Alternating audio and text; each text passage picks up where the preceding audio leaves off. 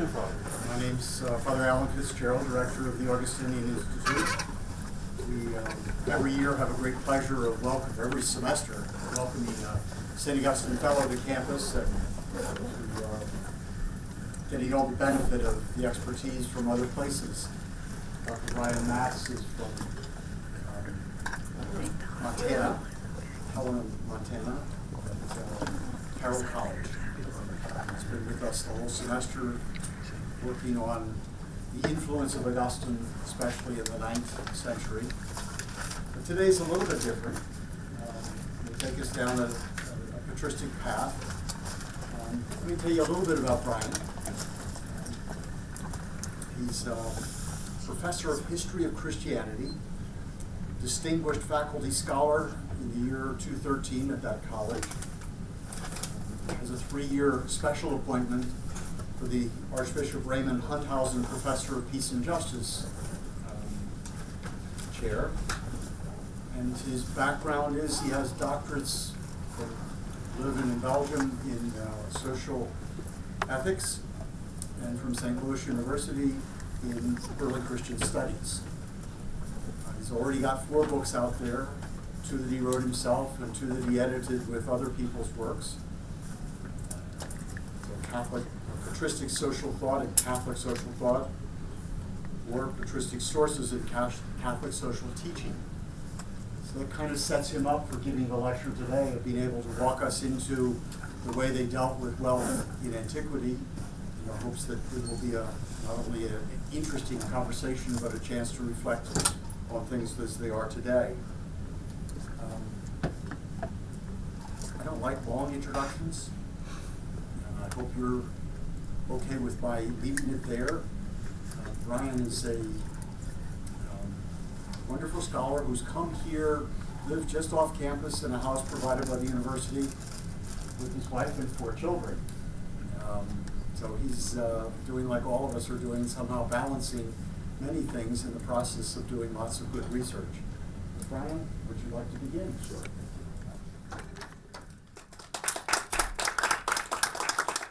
Great. Well, thanks for coming out here on Tuesday afternoon. I appreciate it. How many people here have been to Montana? Anybody here been to Montana? Where did you go in Montana? It was actually last summer I went to beautiful Yellowstone. And went to Yellowstone. Okay, very nice. Yep. So the Yellowstone, just a couple hours drive from my house. Have you ever been to Glacier National Park? Well, that's up in the northwest corner, so a little bit further drive. Well, Helena, Montana, where I normally live, is halfway between Yellowstone and Glacier National Parks. If you ever go out there to visit those parks, you would pass through Helena to get from one to the other. It's also the capital, of course, of Montana. But it's a delight to be out here. I thought coming out here I would avoid like the really nasty winter weather that we get typically in Helena. It's actually been horrible here. And back in Montana, surprisingly enough, when the average temperature over the course of the winter has been 45 degrees. So very odd, not normal for that part of the country. But in any case, I'm delighted to be here, not for the weather, but for other reasons. I'd like to ask a question to kind of get things started here. How many of you are from homes, or you're certainly aware of this phenomenon in people's homes, where you have to do like regular lawn care? Anybody have to like mow the grass, rake leaves, and these types of things? Yeah, okay, so just about everybody here in the room, right? Or you can certainly, you've seen pictures of this, or you can imagine it. Well, we're entering the spring season here. I guess it's fighting to get here. It'll be pretty cold here on Saturday, but after Saturday, it looks to be really nice weather here through next week. And so pretty soon, people are going to start dragging out, right, their lawn mowers and their leaf blowers and their weed whackers and the hedge trimmers and brooms and dustpans, right? They're going to be taking all this stuff out so they can engage in that American ritual of lawn care, right? How many of you have done that sort of thing, right, at home? Okay. Anybody ever have a summer job where you've like mowed other people's lawns? Okay, a number of people have done that too. I've done that as well, right?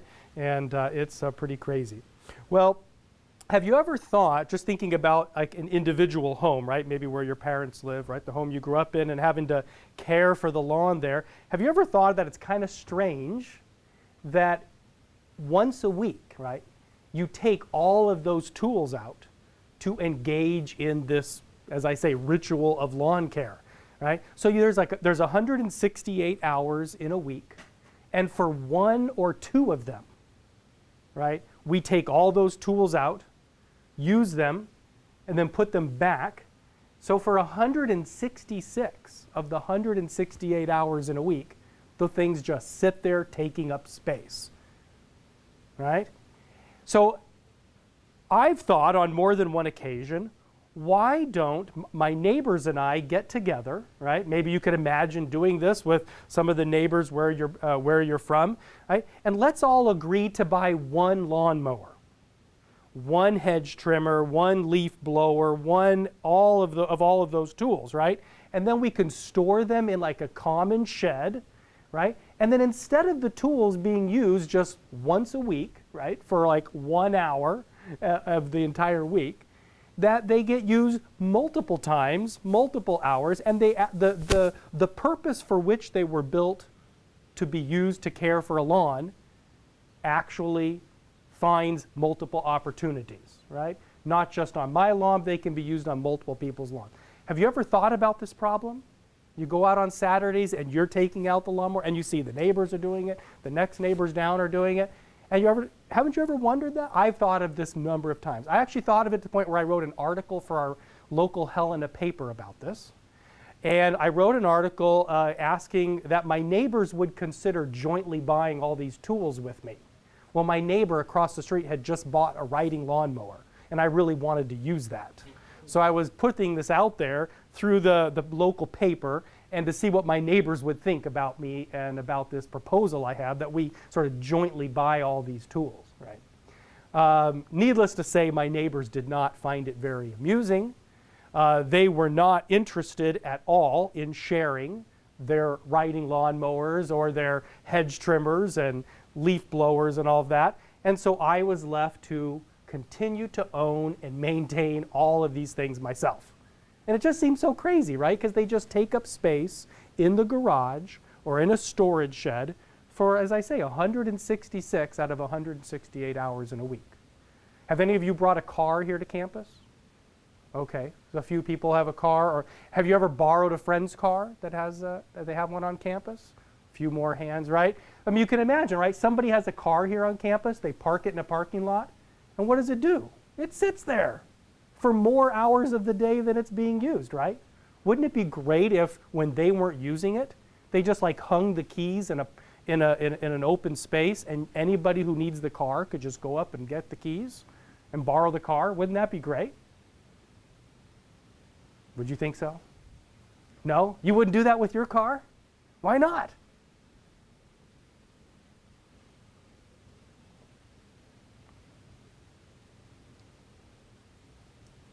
Liability.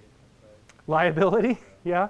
Yeah, you're concerned somebody might crash it or something, right? Yeah, but I mean, how often do you drive a car and crash it? It's very rare, right? I mean, the chances of it happening are pretty low, right? Aren't you willing to take the risk for the benefit of sharing with your dorm mates or apartment mates? Aren't you willing to, you're not willing to do that? No? I like my car too much. You like it too much, but it just sits there. Was it built to sit in a parking lot? Maybe it just depends on the item. Like, I would do that with like my lawnmower. Like, I'm sure my dad cares about it, but I don't. Yeah, but you wouldn't do it with the car, right? No? Why, but why not? I mean, what if I needed a car, right? Wouldn't you be willing to loan it to me? You're not using it. It's just sitting there. No, you're not too interested in that. It's too much, right? Okay. Well, the car and the lawn care items are kind of similar examples of something I'd like to talk about here. Because what I'm really talking about is this, right? When do we have enough private property? Okay? When do we have enough private property? And really, you go deeper than that. You say, does our use or non-use of the property have any bearing on whether or not we should really say it's ours? Okay? So how much property is enough? And does our use or non-use of the property have any bearing on whether we can say it's really ours. Now, these types of questions animated Christians since the earliest days. And in this presentation today, I want to show you how Christianity made the transition from encouraging its members to renounce wealth, to renounce all these possessions, right, to becoming more accepting of it. Because Christianity did make a transition here on this issue of private property. But I also want to show you that Christianity has, at the same time, been fairly clear that there is a line, right? There is a line between rightful ownership and thievery that people with excess goods can too easily cross. If you will, there's a tipping point when one's wealth can become sufficiently large that you actually move from being a righteous, rich, or righteous, wealthy person to an unrighteous, rich, or wealthy person.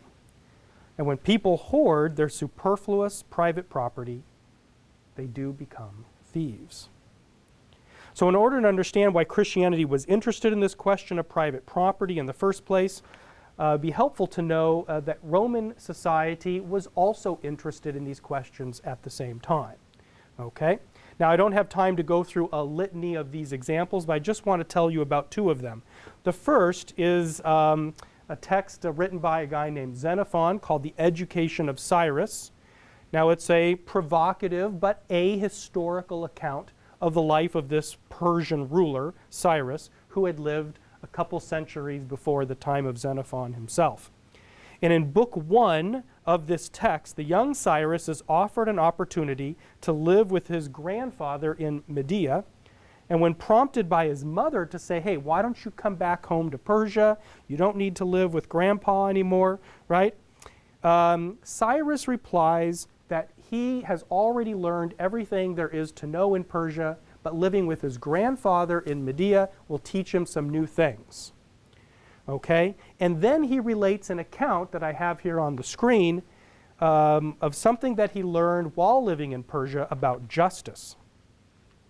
And he says that in one episode of his schooling, there were two boys of differing heights that had missized coats, okay? So there was a tall boy and a shorter boy. The tall boy had a coat that was too small, and the shorter boy had a coat that was too big. So Cyrus just orders that the two switch coats. And he thought this would solve the problem, right? And this was a more just way to live, that people would own things that they could actually use and not continue to hold on to things that were useless to them, right? Well, for this decision, Cyrus was punished by his teachers. He was ordered to have the boys switch the coats back because, as he was told by his teacher, to keep the application of justice simple and fair, ownership is the more just means of deciding who should possess what. So let's look at this text here on the screen. There were two boys, a big boy and a little boy, and the big boy's coat was small, and the small boy's coat was huge. So the big boy stripped the little boy and gave him his own small coat while he put on the big one himself. Now, in giving judgment, I decided that it was better for both parties that each should have the coat that fitted him best. But I never got any further in my sentence because the master thrashed me here and said that the verdict would have been excellent if I had been appointed to say what fitted and what did not. But I had been called in to decide to whom the coat belonged, and the point to consider was who had a right to it. Okay? So from this experience, Cyrus had learned, and Roman law later followed. That's what's key here, that laws ought to protect the rights of people to own things for which they had no particular use. So you with your car sitting in the parking lot that you will not loan to me, right? You have the law should be there to protect your right to leave the car there and not loan it to me, right? Even though I have a more pressing need for it than you might at a given time, right? Cyrus learned that lesson, right? So if you will, put another way, justice means protecting the rights of people not to do what is otherwise in their best interest. A second example from Aristotle. Now here he provides a discussion of private property in his Politics, Book 2. Here Aristotle argues there is a distinction between the care of possessions and the use of them. And I turn to this quote here. Community of property, therefore, involves strife and discontent. And the present system, if further improved by good morals and by the regulation of correct legislation, would be greatly superior. For it will possess the merit of both systems, by which I mean the advantage of property being common, isn't that interesting, right? And the advantage of its being private. For property ought to be common in a sense, but private speaking, absolutely. For the superintendence of properties being divided among the owners will not cause these mutual complaints, and will improve the more, because each will apply himself to it as to private business of his own. While on the other hand, virtue will be exercised to make friends' goods common goods, as the proverb goes, for the purpose of use. Okay? So what is he saying here? Care of possessions ought to be private, but the use of possessions ought to be common. So you think about that lawnmower example, or even the car example, right? It's good that that car is privately owned, that one person says it's their car, because they're going to change the oil, they're going to maintain the vehicle, right? They're going to get it washed and waxed on an occasional basis, right? So it looks nice, right? They're going to take care of it. But it's what he's saying is that one person owns it will ensure that the piece of property is cared for, but it should be made available for common use, because the object is not always going to be used by the owner of it. And other people might, at a given time, have a greater need for it. And so this distinction between care and use, which is reminiscent of ownership and use, like Cyrus had encountered a moment ago, right, preserves a sense of dignity for each property owner, insofar as both pleasure is derived from calling something one's own, like your car example, right? You said you like that car, you don't want to give it up to other people, right? There's a certain amount of pleasure in having something that's your own, but also greed is restrained. If she has a car, right, she's not necessarily wanting my car. I have a Honda Odyssey. Probably none of you want to get a minivan, right? I didn't even want a minivan, right? But when you have a certain number of kids, at some point, those are the only kind of vehicles available. Anyway, what is more, Aristotle asserts that the distinction between care and use instills two important virtues, as you can see towards the bottom of this text here, right? Moderation and liberality, right? For moderation, this distinction between care and use, right, preserves an awareness that some goods are not properly shareable. And he's thinking here about Plato's Republic, where he talks about wives potentially being shareable among the guardians of a city. Right? With respect to liberality, this care and use distinction recognizes that sharing is only possible when goods are held privately. Yet despite this explanation, Aristotle concludes such a life of private ownership and common use will be altogether impossible. It goes just beyond this quote here, where he says, depravity in humans will prevent the happy sharing of the use of goods. So at least for Aristotle, the construction of a city should not depend on shared use of property as the basis for any sort of common good. Okay, so I've reviewed Xenophon's and Aristotle's texts here because their focus on use versus ownership was quite a prominent feature of not only Roman legal discourse about private property in the centuries that follow, but it also influenced Christian discourse about those things too. Could it be that private property is no longer private once one ceases to have a use for it? To Roman law, the answer was no, right? Despite their general unease, as you can see in Xenophon and Aristotle's text, despite sort of the general unease they both felt about that. They just felt society was better off if you own the property, then it's yours, and no one else can use it if you don't want them to, right? They didn't like that, but they realized that was the best course of action to maintain order in society. The early Christians, however, were willing to consider some alternatives. So let's turn to some early Christian literature on private property. One of the central texts in the debate comes from Mark chapter 10, verse 21, and it's parallel passage in Matthew and Luke's Gospels. I thought this was kind of funny there, right? They came up with that. Now you may know this text, right? Jesus is confronted by a young man, right? He was wearing blue at the time, I guess. That's why the Lego guy is made that way, right? And he came up to Jesus and he asked him, what must I do to be saved or to inherit eternal life, depending upon the translation there. And Jesus says to him, well, you need to follow the law and the teachings of the prophets. And the guy says, I've kept all those from my youth, right? And then Jesus tells him, as you see in that lower right picture, but you lack one thing. You need to go sell all that you possess and give it to the poor. Give the proceeds to the poor. So this suggests Jesus called for a lifestyle of renunciation. Okay? Followers of Jesus are to renounce their wealth and to give it away, if necessary, to satisfy the needs of poor people. You may be equally familiar with a story recorded in Acts chapter 2, verses 42 to 45, in which the earliest Christian community is described as one in which its members sold their possessions and distributed them to poorer members of the community, right? It says here on the screen, they, that is the early Christian community there, were devoting themselves to the apostles' teaching and to fellowship, to the breaking of bread and to prayer. Reverential awe came over everyone, and many wonders and miraculous signs came about by the apostles. All who believed were together and held everything in common, and they began selling their property and possessions and distributing the proceeds to everyone as anyone had need. Right? You may also be familiar with Paul's encouragement to the wealthier Christians in Greece and to the churches in Asia Minor that he had founded, that they need to share their excess wealth with the poor Christians in Jerusalem. He seemed to have taken up a collection on at least one occasion, maybe two, for those poorer Christians, right? You also may know the passage in James chapter 2, verse 3, right, in which James warns his readers against showing special deference to wealthy people when they come into the church, right? You don't offer them a better seat, right? All the seats are common, right? So before God, it seems, wealth curries no favor other than what it may gain for one by being compassionate towards poor persons. Even in the century after the time of Jesus, Christians were still teaching that renouncing wealth was the preferred path of life.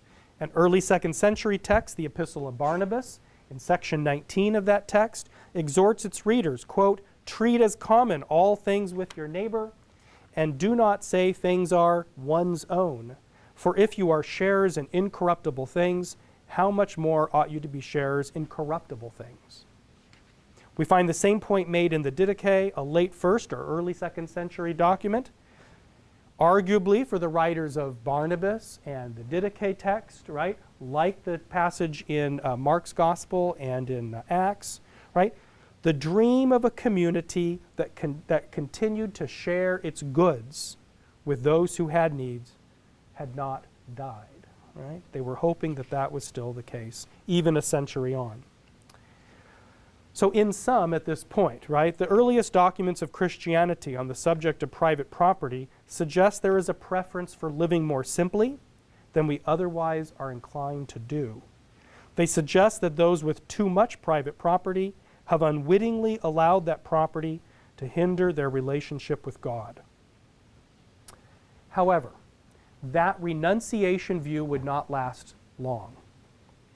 Already in the second century, there are passages in the writings of at least two authors, one a text by Irenaeus against heresies, and another text we call the Shepherd of Hermas. They signal an interest already by the mid to late second century of thinking differently about private property. Renunciation of wealth may not be the preferred course. But it's really with the writings of a leader of the Christian community in Alexandria in Egypt that a shift from renunciation to what we will later call detachment from wealth takes its most formidable turn.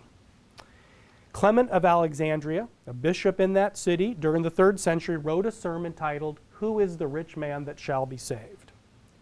Now the sermon is about Mark 10, verse 21, that passage I had on the screen a moment ago, right? Where Jesus tells that rich young man that he must go sell all that he possesses and give the proceeds to the poor, okay?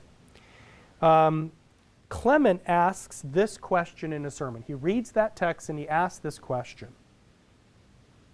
How can we follow Mark 10, verse 21 literally if Jesus tells us in another text, Matthew chapter 25, that we are obliged to, you may know that text, to feed the hungry, right?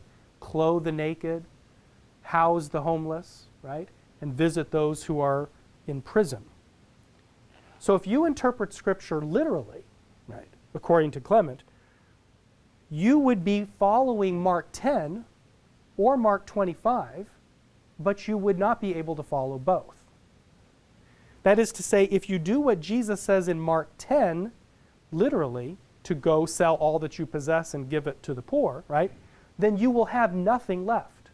And when Jesus tells you to care for those who have needs, you will have nothing to do, no resources with which to care for those people who have needs. So you would be violating Jesus' teaching in Matthew, or just the reverse. So to Clement, he thought there must be a middle ground, something between Mark 10 and Matthew 25 that allows you to live out both commands. Either sell everything or have stuff so you can give it to people as you meet them that have needs, right? And what he comes up with will become the main teaching of Christianity on private property for nearly the next 15 centuries.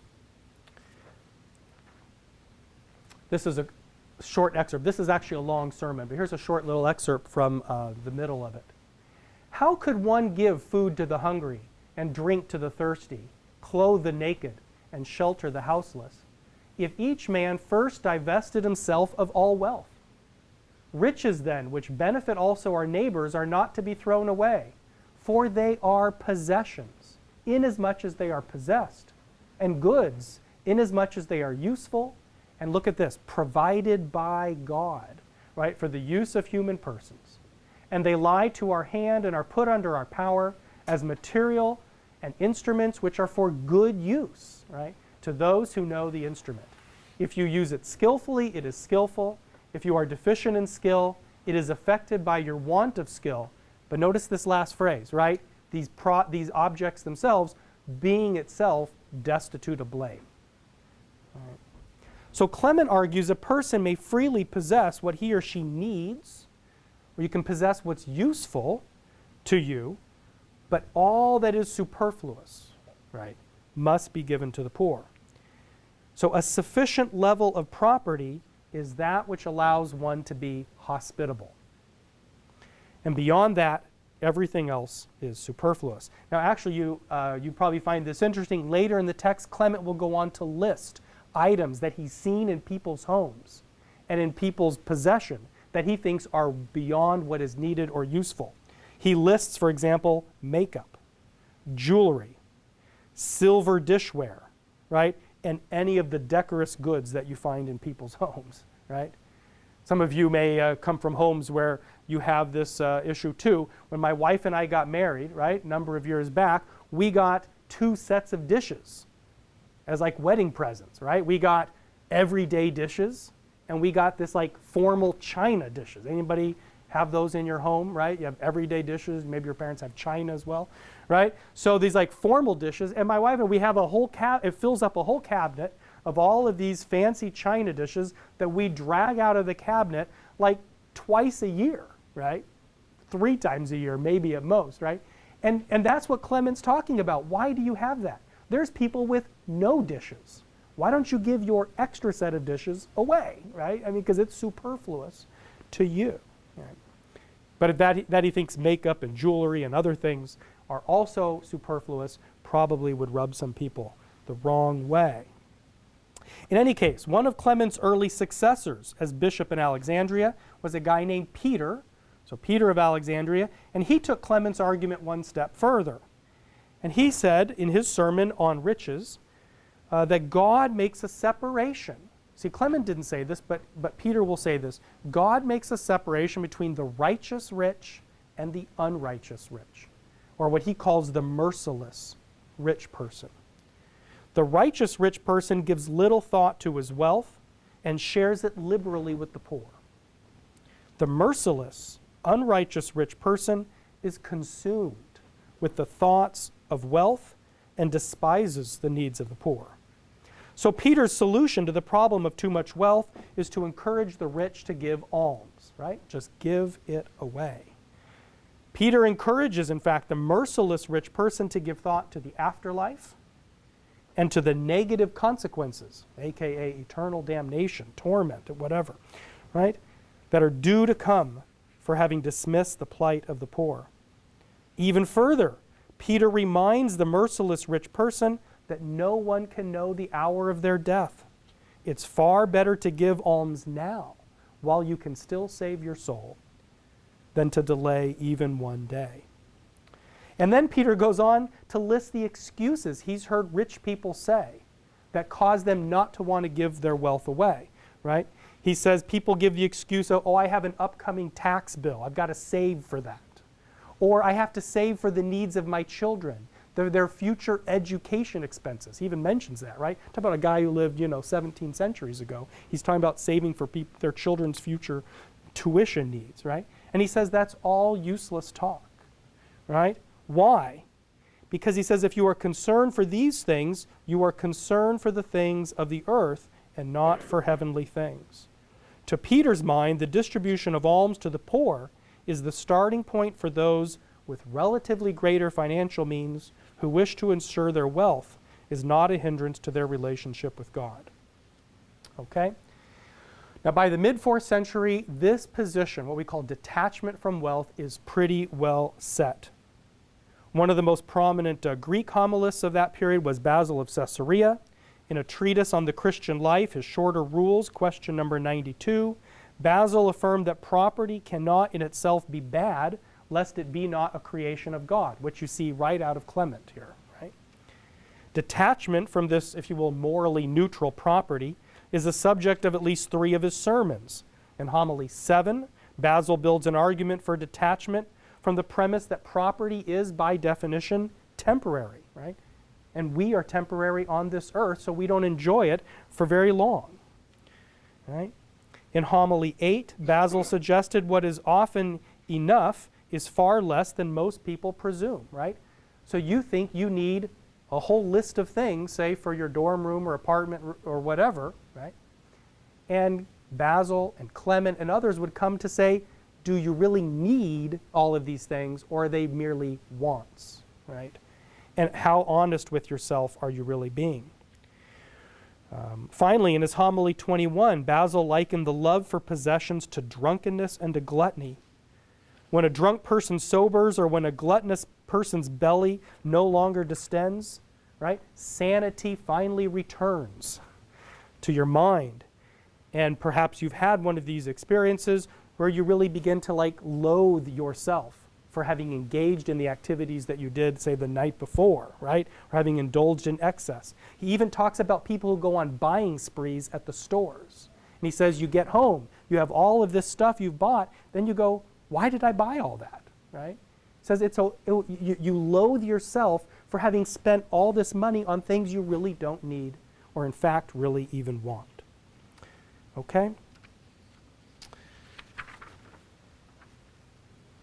To sum up the argument thus far, early Christianity's shift from a renunciation view of property to a detachment view came as a result of at least 3 ideas about property we find in the writers of that period.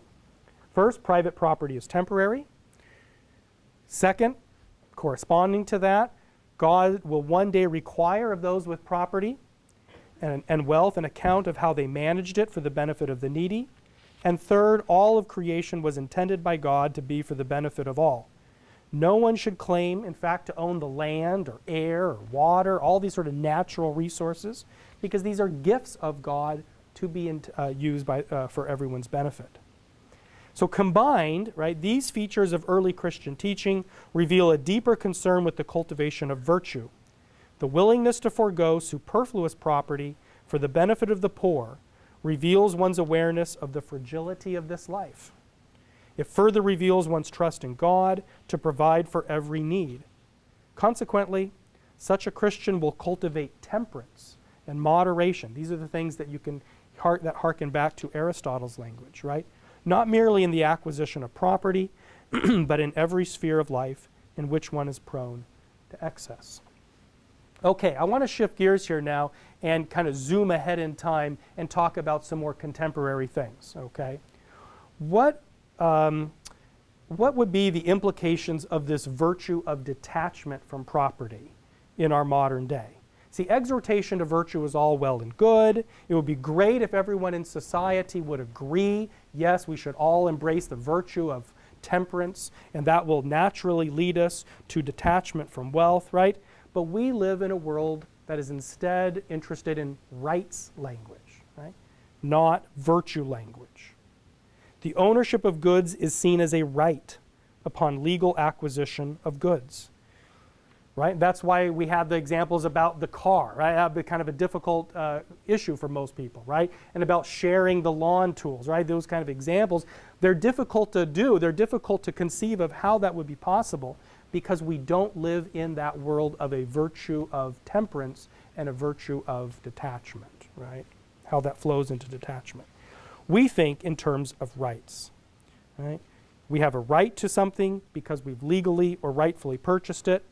And just take for the car example. So if you want to take your car and you want to park it in a parking lot and just let it sit there until it rots and rusts and falls apart, right? And just for fun, right? Because you don't want me to borrow it, right? Or anything else.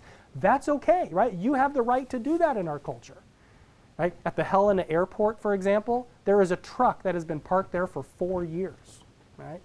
The person left it there, went on a flight, never came back. Left the truck. They don't know what to do with it. It was in the paper a few months ago. They're like, what do we do with this truck? Right? It's completely coated in dirt. The person has every right to do that. Just walk away. Right? I also read that at the Dubai airport, there is, at the parking lot in the Dubai airport, there are very expensive cars that have been parked in the airport parking lot for several years and just abandoned because people got into financial trouble, drove to the airport, bought a one-way ticket out of Dubai back to America or wherever, and left their Mercedes, their BMWs, their Maseratis, and they're just sitting in the parking lot of the airport, right? Hey, we live in a culture where you have the right to do. Why didn't they just tell their neighbor, hey, do you need a free car? Have mine, right? I mean, why didn't they do that, right? Just give me a ride to the airport. That's all I ask, you know? No, they just parked it and just left it, you know? Crazy way we think, but because we think in terms of rights. Okay? So how ought Christianity to respond in this different environment where property ownership is considered a right? And in looking over some of the documents of the past 100+ years, say in the Catholic Church at least, it seems Christianity has shifted again in its language about private property.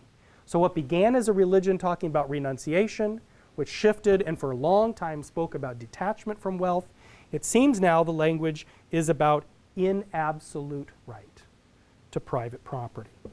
So I want to show you 3 quotes from documents produced by the Catholic Church since the late 1800s. The first is called Rerum Novarum. It's produced during the era known as the Industrial Revolution. You may be familiar with this text from another class perhaps, but it was produced during a time in which many of the residents in Europe and America as well, right, were finding themselves less and less in charge of their own economic futures. They were dependent for money on a factory or a company giving them a job. They simply, the tools that you needed to build your own economic livelihood became less and less available, more and more expensive, and in the hands of fewer and fewer people.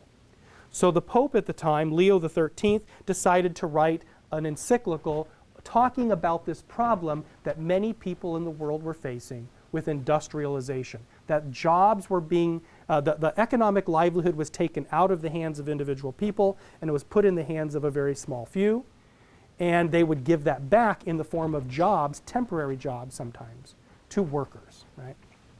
Okay, and you can see Marxism was another sort of reaction to this same state of affairs. But Pope Leo had some thoughts about it. I'd like to read those to you here, right? With reason, then, the common opinion of mankind has found in the careful study of nature and in the laws of nature the foundations of the division of property, okay? And the practice of all ages has consecrated the principle of private ownership as being preeminently in conformity with human nature. So isn't that interesting? He lauds private ownership. That's a good thing, right?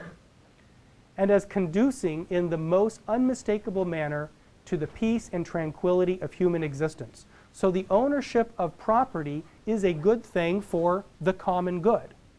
But obviously what he's concerned about is that private property is becoming less and less available. Certainly the type of property you need to build your own sort of economic livelihood. That has been taken away and hoarded by the hands of a few. But he goes on here to say the rights here spoken of, that is, the right to private property, belonging to each individual man, are seen in much stronger light when considered in relation to man's social and domestic obligations. Okay, and it's this last phrase where you see this resonance with the earlier Christian writings, right? That the ownership of private property is a right that you have. It enhances human dignity. It's very good to own property. But you own that property for social goods, for the benefit of your social and domestic obligations. So I own a car so that I can support my family in getting my kids to school, right? So they can go get an education, right? Driving them to school or taking them to a sports activity so they can be enriched in their lives, right? So I have a piece of property that's there to meet some social obligations. It's not my car to do with it whatever I want. It's there to help my domestic life, right? And enhance that feature of my social world. Right? And then you just kind of ramp that up to other social obligations in other parts of society, right? There's another text also very helpful here. John Paul II brings us a little bit closer to our own day. Wrote this in the early 1980s. John Paul II was thinking about what Pope Leo had written 90 years ago, right? 90 years earlier. And he sensed that few of the problems of capitalism had abated, right? Indeed, by 1981, an even higher percentage of the world's population than in 1891 was dependent on companies and factories for jobs.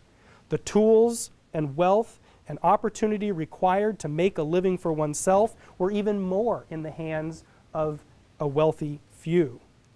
The time seemed ripe again in 1981 to comment once again on the role of private property in the human enterprise. And as you can see in this quote, John Paul II was especially concerned to stress that the needs of human persons trump the right of anyone to claim property as private. So you can see in this quote here, the above principle, that is the primacy of human persons in the production process and over things, diverges radically from the program of collectivism. There's kind of a slight against a Marxist mentality in other parts of the world, as proclaimed by Marxism and put into practice in various countries.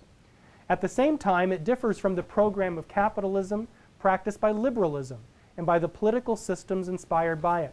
So here you have a very interesting issue here, which is a bit unrelated to our paper, but you can say, you know, where is the Catholic Church on, like, say, Marxism, capitalism? And the answer is it's neither, right? It's kind of like or even you could say a both and, right? There's certain aspects of both that are attractive, and really neither one is helpful, right? In the latter case, the difference consists in the way the right to ownership or property is understood. Christian tradition has never upheld this right as absolute and untouchable. On the contrary, it has always understood this right within the broader context of the right common to all to use the goods of the whole of creation. The right to private property is subordinated to the right to common use, right? So if I own a car and somebody else has a greater need for it at the moment, and that their need for it really furthers the common good more than my non-use of the car really belongs to them. It doesn't actually belong to me, is the way I should see that car, right? Or any of sort of the lawn tools or those other examples.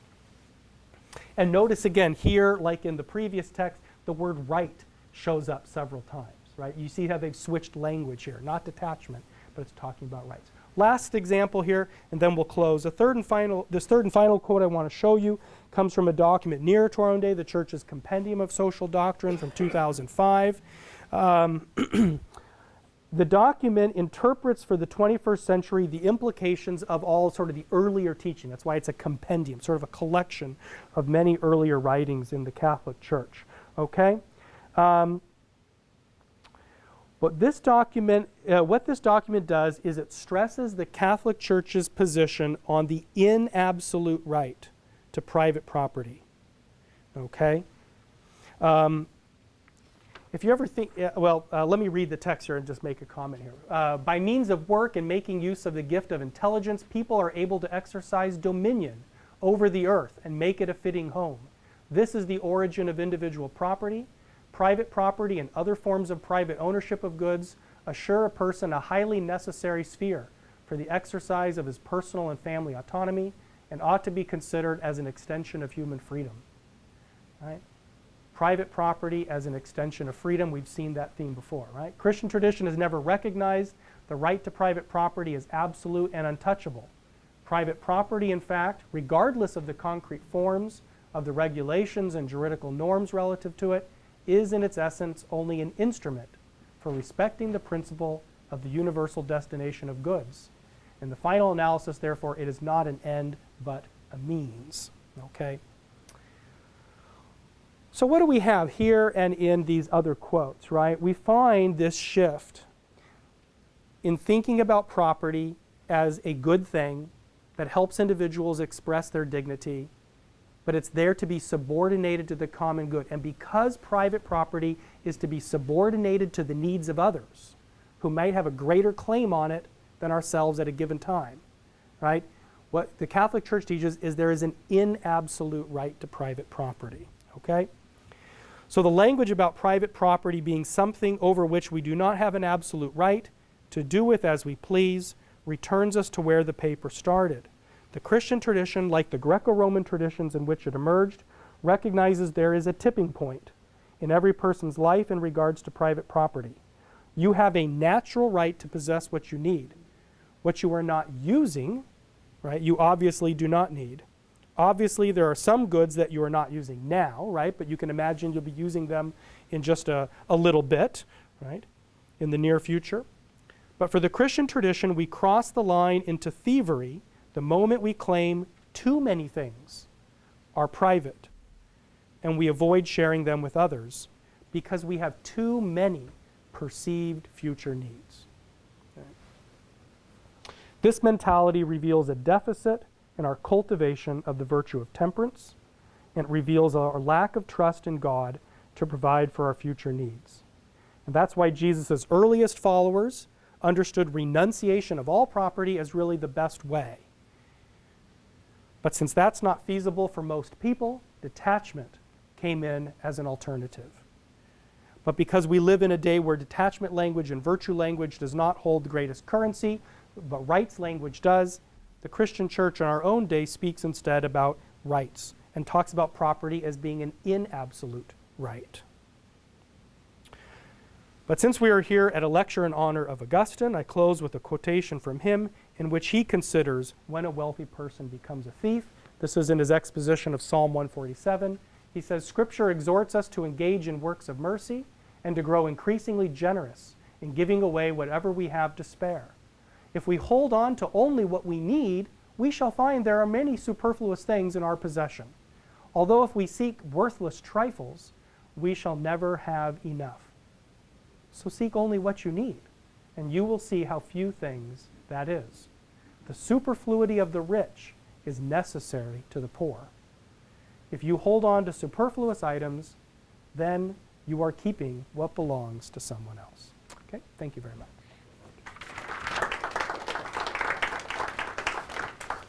And it looks like we have 10 to 15 minutes maybe for questions, so I'm happy to entertain some questions if you have them.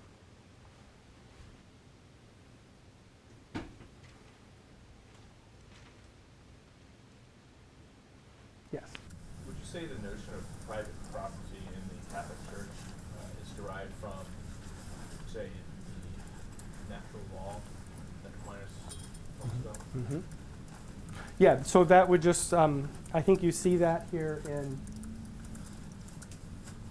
in this, yeah. So you said with reason then, right? The common opinion of mankind, right? So it roots it back in this sort of long tradition, what people just naturally sense, right? I worked hard, I got a paycheck, I took that paycheck to the store, and I bought myself object X or Y or Z. That's now my object, right?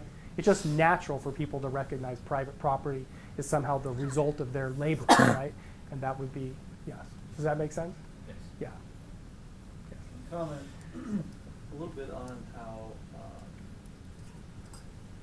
property is related to communal-based cultures of the Greco-Roman era, where there's a limited society at present, but it's also very communal, to the individualistic culture that we have today, and maybe how that plays out in the expression of rights language, as well as other language. But I think those things seem like they're at play as well.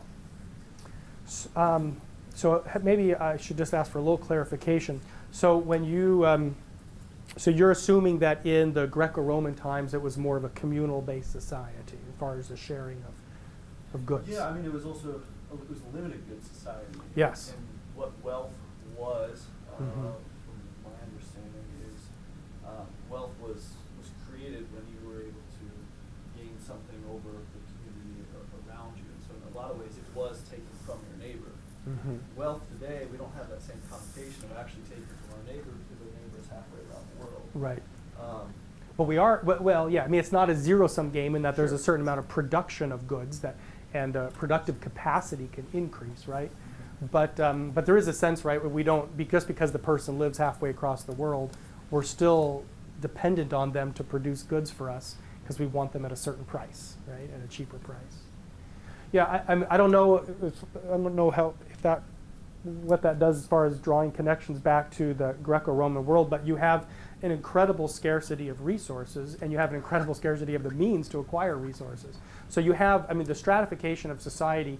There's some studies that have been done on this in the last few years based on some archaeological excavations in Corinth and at a couple cities in Asia Minor, looking back at the Roman strata of those excavations, that part of the society, that era of those societies. It appears from some of the reports that I've read of those excavations that about 92% of the population was in deep poverty, and only about 8% had any sort of means to weather a financial storm. And just the top 1%, less than that even, had such an incredible amount of wealth that the financial storms really didn't necessarily affect them at all. But 92% of the population just barely scraping by. So you can, so the obligation for families to live, multiple generations of a family to live together, to support one another, was critical. Basil of Caesarea in 372, there was an earthquake in 368 in Cappadocia, and it led to a famine. Lot of productive land kind of went out of use. There was a famine, and people were, he said, literally throwing their aged relatives out onto the road to die, right? And he thought that was despicable, and he tried to build this center, like what we maybe call a hospice center, but a place, what he called a hospital, but for them to come in and sort of die with a certain amount of dignity, die in a room, not out on the roadside, die with maybe some shade over their head, not just sitting under the porticos maybe of a building. So there was this sense when things got really tight, families got rid of the children and got rid of the aged, and food was reserved just for the productive members of the economically productive members of the household. And Basil tried to create a system of, if you will, a social safety net, at least during those years, to provide for that group that had been abandoned. So I don't know just how well that sort of common sharing of goods worked when things were really bad. It was bad all the time for about 92% of the population. But during the famines, which typically came after earthquakes when people had abandoned fields and things, that it was particularly devastating. So I don't know that we have enough evidence perhaps to say just how well they worked together. But do you have some other thoughts about it, or have you done some other No, I mean, I was reading on it? taking some classes, and Yeah. a lot of the homily, or not the homilies, the parables that they look at with Mhm. Jesus. Professor was talking about a limited good society and how Jesus constantly restores people that Right. are on the margins of that limited good society back into Yeah. the society itself. Yeah, he seems to call out the dignity of those individuals, and Basil seems to be responding to that, I think, in this construction. But that's sort of like a isolated incident in the middle of the 4th century. It does become a lot more common. Churches after that begin to create separate rooms in each of their in the monasteries and also in churches. The rooms take on the name diaconia, and it's a place to serve, provide food and other goods to help the poor. And you knew if you were a person experiencing dire financial needs, you could go to the monastery door, to the church, and knock, whether you're a Christian or not, and ask to see the person in charge of the diaconia, and you would be provided some relief for the day or for the month or whatever it is that your needs were. John Chrysostom actually developed a sort of an investigative force that would go around and check on your situation to make sure you weren't lying, right? So he had like people who go and see, do you really have a dire financial need or not? If you really did, you actually went on a dole, if you will, from the church for 12 months. And they kept these lists of individuals. But after your situation had been investigated to see if it was truly desperate or if you really could work and pay your own way, you would go on a 12-month dole. It's a separate issue. Yeah, other thoughts here, questions people had? Yes? Yeah, question about how an absolute right works. I mean, I guess the logic can go something like this. You know, I have the right to own what I need. Right. But it gets awfully complicated when you put that in the context of social and domestic obligations. Because if I start noticing what others don't seem to have, how stable is this notion of I have the right to own what I need? And doesn't at some point the notion of an absolute right begin to collapse under that kind of complexity?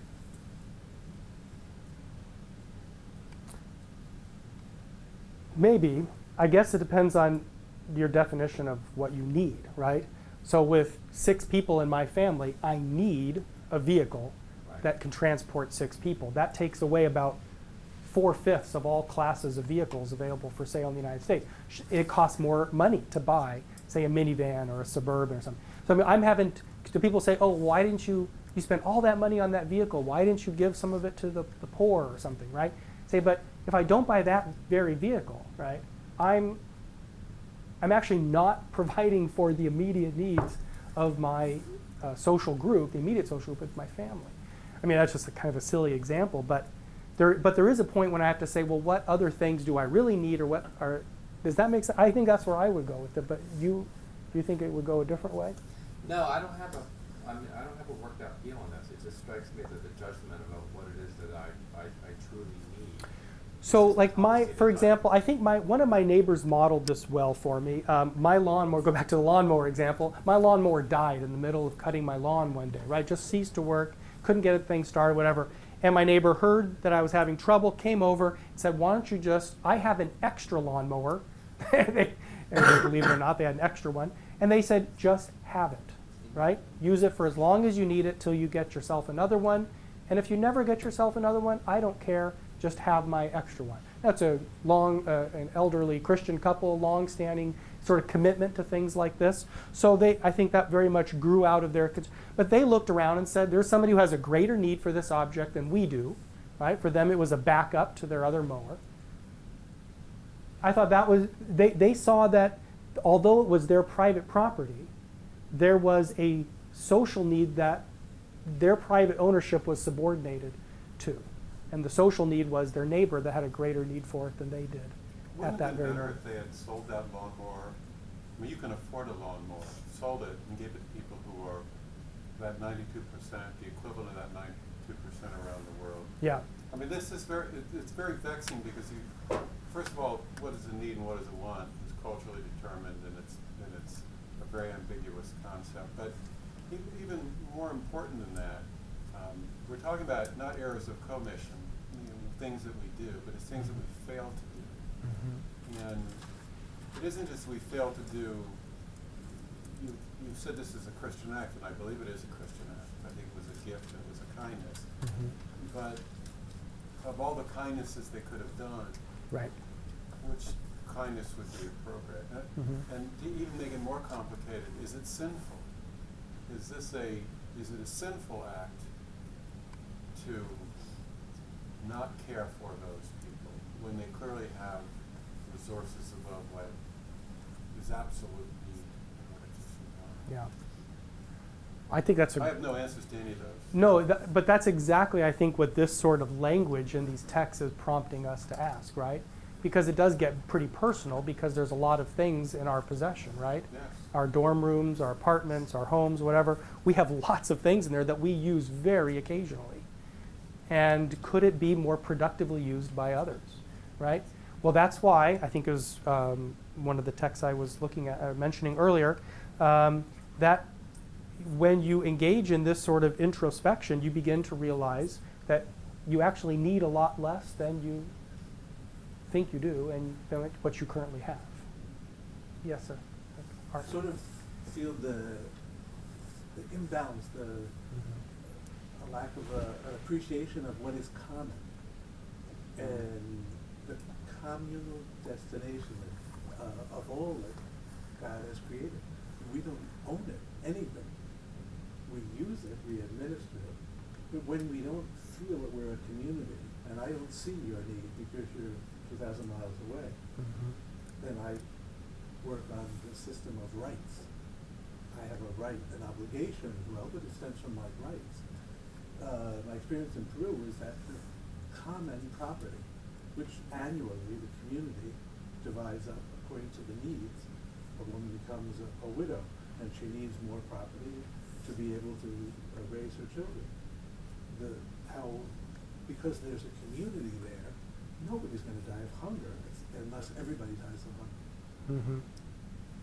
So the Like when I- basic right Yeah. of having a common good, we realize it all belongs to everybody. Right. I mean, this is another thing that struck me. Like when I lived and worked in Belgium at the Catholic University of Leuven, all this, it's a state university. Everything with all the salaries, everything is kind of set by the state. But you get a different amount of money depending upon the size of your family, right? So I had one kid at the time. We moved to Belgium, had a second kid while we were there, right? My income went up simply because I got another child. People who were doing the exact same job as me, who might have been single or married but had no kids, got less money, right? We're doing the same job.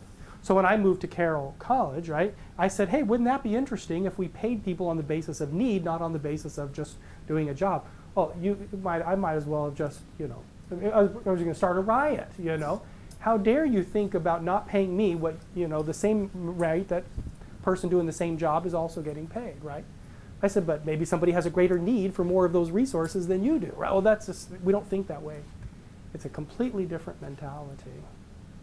But I think, and so we just are, there's a certain conditioning perhaps in the culture, perhaps there in Peru, that just simply has not been the case here, or certainly not in much of Western It's growing. society. Huh? It's growing. It's Yeah. invading the concept of individualism. Yeah. That I have a right to this. Watch television, see movies, and so on. Yeah, I mean, we do get close to it, like car sharing services, right? I've also seen art sharing services where you can like rent art to put on the walls in your home, right? For say 5 months. I know that's an exorbitant sort of expense, right? But I mean, you could, where people begin to share objects, and you don't spend all that you need, all that you would to buy each piece of art or each car, right? You share the expense by sharing the vehicle, and you have an agreement by which you can rent the car by the hour or whatnot. But yes.